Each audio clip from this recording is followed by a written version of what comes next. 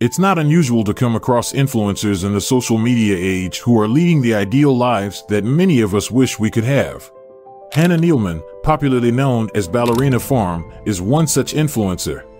She is a millennial mother of 8 who resides in Utah with her spouse and their 8 kids on a working farm.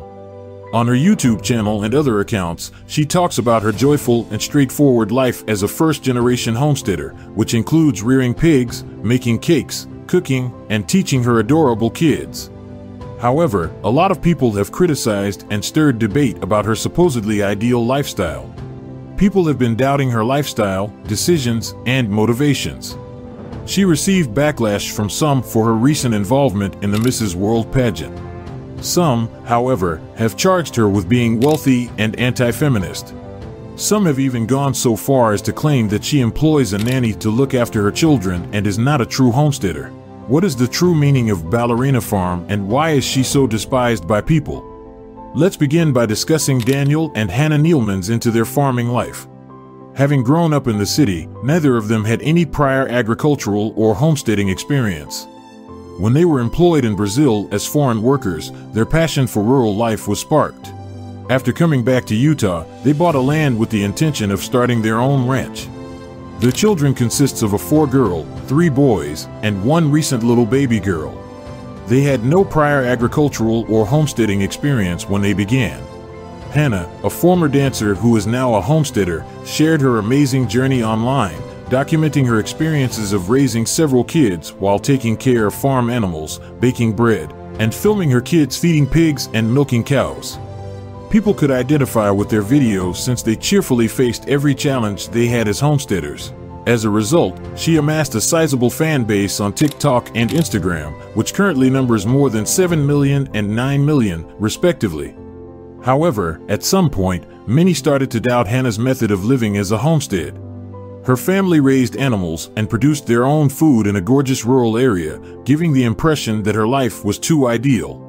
The situation was made worse when it was revealed that the stove they were using was expensive, which went against their representation of a rural family farmer that makes money by selling meat and other goods. As a result, many investigated their previous incarnations and discovered they were not poor. Actually, Daniel Nealman is the heir to a multi-million-dollar fortune, his father, David Nealman, who created JetBlue among several other airlines. When others learned about this, they were clearly angry over the lack of openness and even attacked the Nealman family, accusing them of being affluent people pretending to be common people by utilizing their trust fund to uphold a facade of authenticity. Prior to diving deeper into the subject, let's catch up on Hannah's life as of right now. Hannah and her spouse have been developing a sizable dairy farm. Every member of the family participates actively in farming, and the children also contribute significantly, frequently helping with cooking, milking, or caring for their younger sister Flora. As for the Nealman family, they are Latter-day Saints who belong to the Church of Jesus Christ. Hannah tragically lost her father in February 2024. Let's return to the debate now. However, others started to wonder if Hannah's homeschooled kids were indeed content and well-behaved. Additionally, rumors started to spread that Hannah had employed nannies to help with various home tasks and to watch their 8 children.